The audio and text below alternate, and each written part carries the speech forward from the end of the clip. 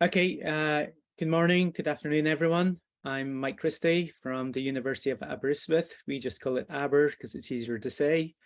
And I was one of the co-chairs of the IPBES Values Assessment. So today I'll give a little bit of background about IPBES and the Values Assessment. I'll say something about the key headline messages, and then I'll go through 4 key sections of the Summary for Policymakers report. So a little bit of background. So what I'm going to talk about today is the Summary for Policymakers, which is a shortened report. And as David mentioned, the Summary for Policymakers is approved by the 140 countries of the IPBES plenary. So we have produced it as a team, but it's co-owned by the governments. And I think that's a really important element. The structure of the Summary for Policymakers, and you can find it on the IPBES website, and there's a link there at the bottom of my screen. There's a front end, which we call, and that's got 10 key messages. And then there's 4 background sections, one on understanding the diverse values of nature. Section B is about measuring and making visible those values. Section C is about leveraging those values for transformative change towards sustainability. And section D is about embedding the values of nature for transformative change.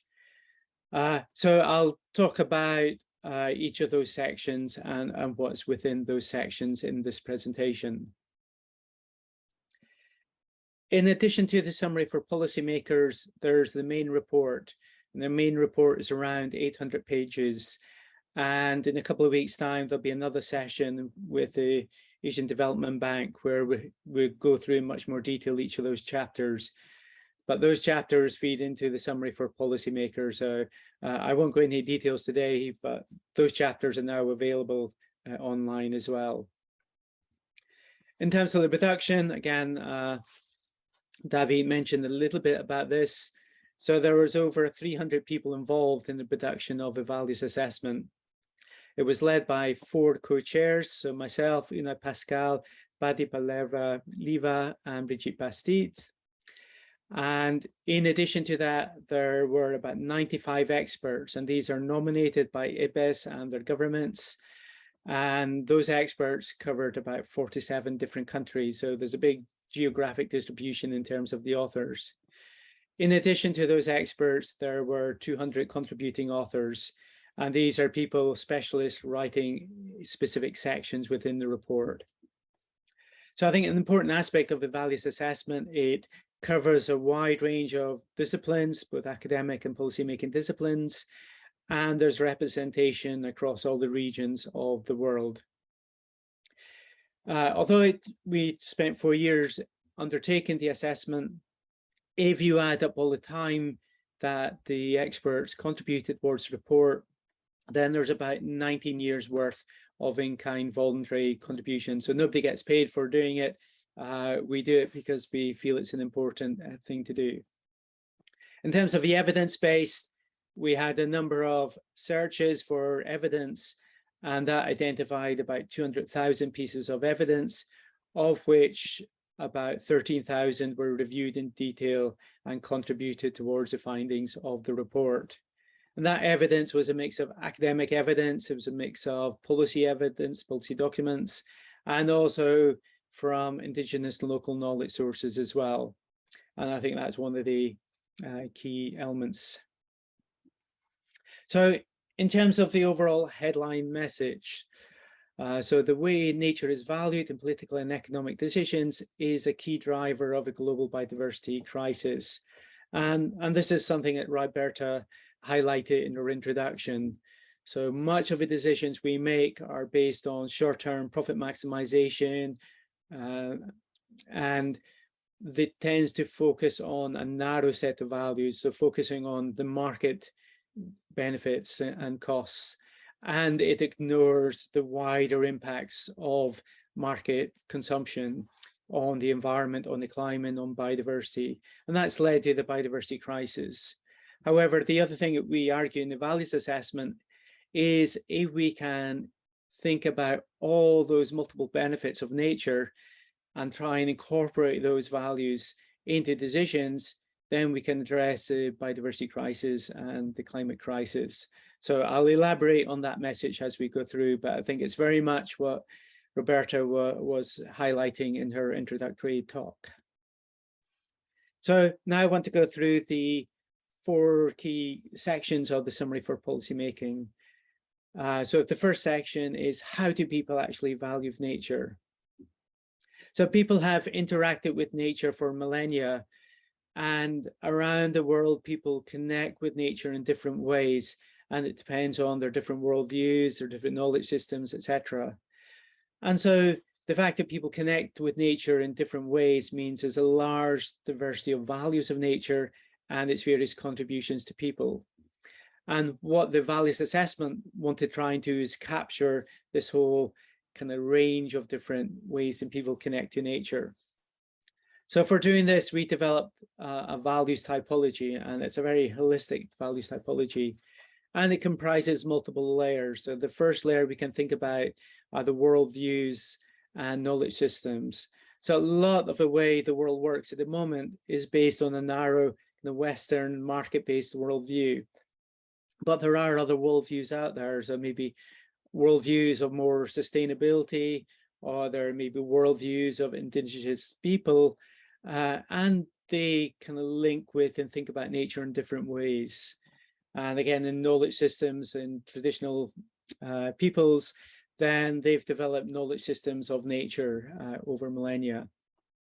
So those worldviews and knowledge systems impact how we think about nature. The next layer is broad values, and these are often deeply held values that are embedded in societal structures. So it may be environmental regulations, or it may be social norms. And often these broad values can be aligned to sustainable outcomes, so of fairness, equity, etc. The next layer is specific values, and this is probably more what you traditionally think about values, and they comprise instrumental, relational, and intrinsic values. So instrumental value is things like the economics of ecosystem services, so that can be incorporated under the instrumental values along with market values. Relational values are the values that people gain from their interaction nature, which is non-substitutable. So for example, there may be a sacred site in a forest, and if you cut down that forest, you couldn't plant another forest elsewhere because you'd lose those relational values with that sacred site or sacred trees. And I think that idea of relational values is really important if we think about biodiversity offsetting. So if there's relational values within the forest that you're cutting down and planning to replant elsewhere, you lose those relational values. And then intrinsic values is an inherent kind of value of nature within itself. The final layer is value indicators, so different ways that we can measure the value of nature. It may be in monetary terms through market prices or methods such as contingent valuation, so non-market techniques. It may be by physical terms of species richness, etc., or it may be social cultural terms. So this values typology we've developed is much more holistic than has been done before.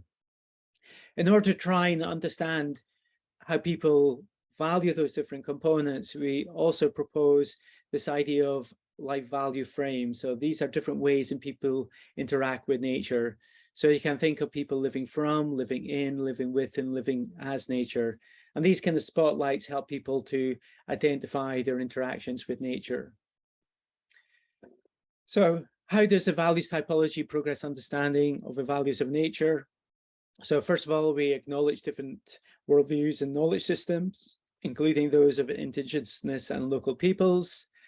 We recognize those deeply held broad values that are embedded in institutions.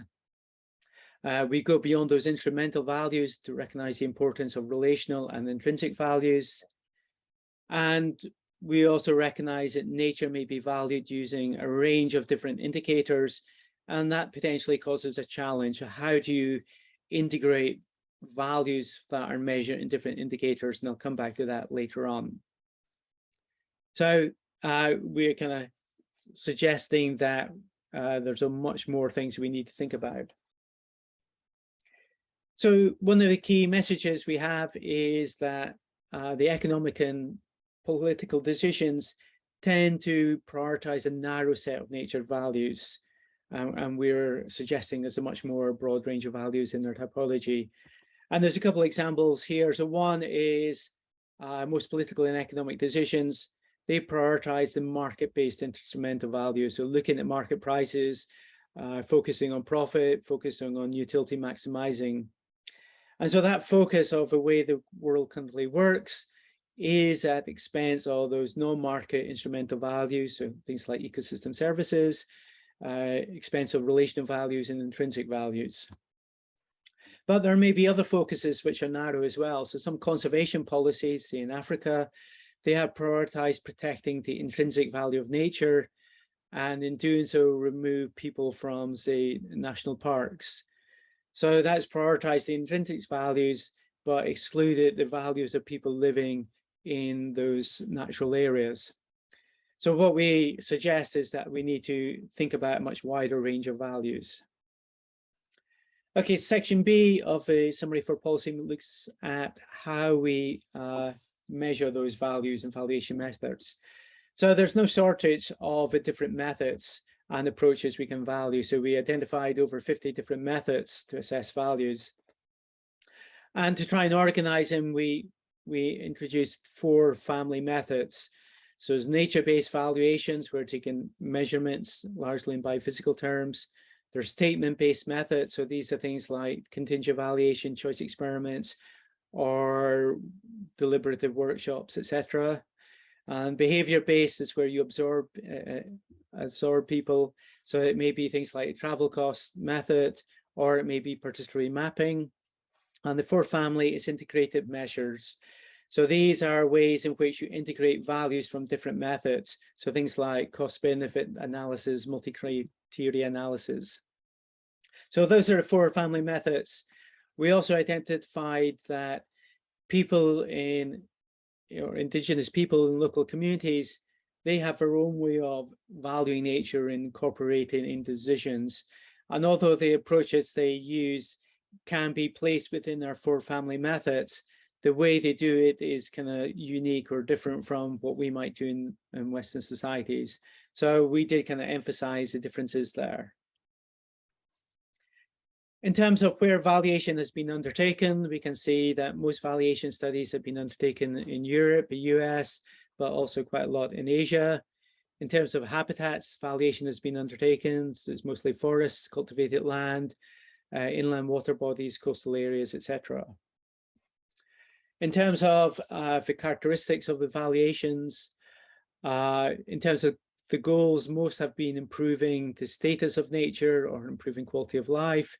In terms of methods, about 68% have been nature-based valuation, with behavior statement and integrated approaches about 10%. In terms of life frame, most have been thinking about living from nature and living with and living in nature. In terms of types of specific value, 3/4 of valuation studies looked at instrumental values, which much less on intrinsic and relational. And in the scale of application, 3/4 were at some national level. And in terms of the indicators used to value, half were biophysical and the rest were monetary and sociocultural. So that gives you an idea of what valuation have been used for. I think it's important to recognize that what we're doing is reviewing the application of valuation, but we're not doing a meta-analysis of the values. So it's not like TEEB, where it gave dollar values per hectare for different habitats and different services. Our remit wasn't to do that, but just to look at and explore where value has been undertaken. So we mentioned that our typology and the different valuation methods can value nature using a wide range of value indicators, so monetary, biophysical, and sociocultural. And that presents challenges of how we integrate those values in decisions. So one way might be to directly compare values. So if we think about cost-benefit analysis, values are measured in terms of monetary benefits or costs, and we can directly compare them. We can also think of values as being compatible. So we may have different bundles of benefits. So you could think about the blue being for males and the orange being females. And we've been asked to value nature on, say, a qualitative scale. And by doing that, we can compare the values of males and females as in the middle diagram. But there may be other situations where the values aren't comparable. So for example, if you think about a mining project, it creates jobs and incomes, but if it then destroys a sacred site, which has relational values, it may be really difficult, if not impossible, to directly compare them. So in which case, we suggest that those values are just presented in parallel at the table in the decision-making process. So there are challenges to comparing different values. So how do we embed values in decision-making? So one thing we found that less than 5% of the published valuation studies reported uptake in policy decisions. And that may raise the question, well, why are we doing this valuation if it's not being uptaken in policy? But I think a lot of valuation studies are taken up in policy afterwards, but not reported in the kind of academic studies. But this does raise an important question that if valuation is to be meaningful, we need to engage policymakers from the very beginning of the evaluation process. So the evaluation study is directly related to the problem or project being evaluated. And we need to make sure we go all the way through to thinking about how the evaluation results are uptaken in policy and report on that. And I think we need more reporting on that. In terms of how we embed values in decisions, we highlight a 5-step decision-making process where we think about the values, think about the resources. So identify which values and whose values are considered, what methods should be employed to elicit those values, and report those values and uncertainties. So there's various steps we can go through there. As a policymaker, one thing you have to balance is the robustness of the valuation methods used, how relevant the methods are in terms of having all voices heard and uncovering values, and the resources available undertaking evaluation. So there's a kind of balance there between those different aspects. Okay, and the final section is how we leverage nature's values for transformative change for more just and sustainable futures. So I think it was very clear to us that kind of equitable policy outcomes are more likely to be achieved if you recognize and balance the diversity of values. So that means having all voices heard, all the values heard, and presented in the decision-making process. However, we also recognize that there were power asymmetries. So some voices are stronger than others, or some groups are marginalized.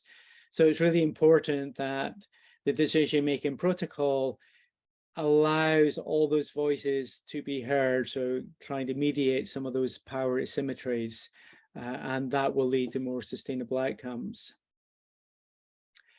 If we look at pathways to transformative change, on the right of the diagram, we've got business as usual, and that's veering off away from the just and sustainable future. So our current business as usual, it's focusing on instrumental values and largely ignoring other values, and that's leading us down to an unsustainable pathway. So what we need to consider for future development is pathways that are more sustainable. So examples of pathways may be earth stewardship, degrowth, protecting nature, green economy. And what these alternative pathways trying to do is incorporate a much broader range of values within those pathways, and we can see the arrows focusing more towards a sustainable future. And what we want to try and do in those future pathways is to try and nurture what we call sustainably aligned values. So those values across society that help us lead to a sustainable outcome. And to do that, we need to empower civil society and change social structures and institutions and move away from one based on very market mechanisms to a much more sustainable worldview and approach to policymaking. So how do we do it? So we identify 4 leverage points that can help us achieve a more sustainable outcome.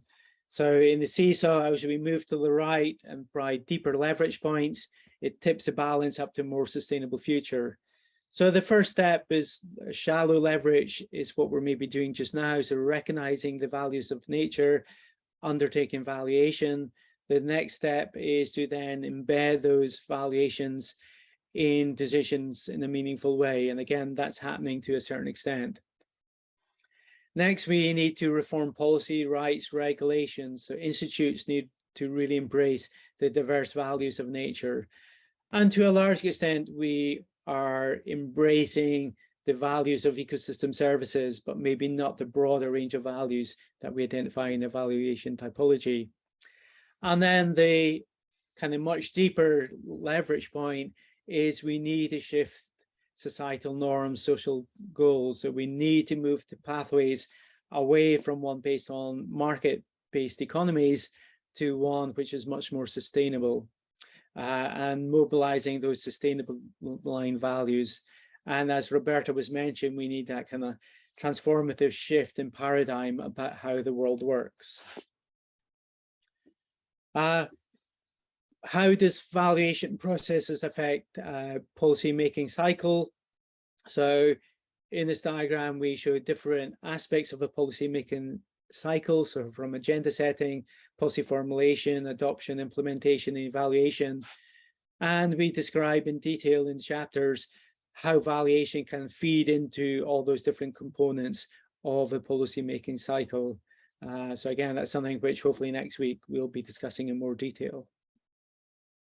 So just to conclude, we need transformative change towards a sustainable future. So what's happening in Egypt this week in terms of climate change, COP27, what's going to happen next month in Montreal, and COP15 of the Convention on Biodiversity, that's all going to be suggesting we need transformative change. And to do that, we need to think about ways in which institutions, social norms are modified to try and incorporate those sustainably aligned values. And there's an urgent action for this. You can find the summary for policymakers and report and the other reports on the IPBES Values Assessment website. So there's a link there, and we can probably share it in the chat in this box. So thank you very much.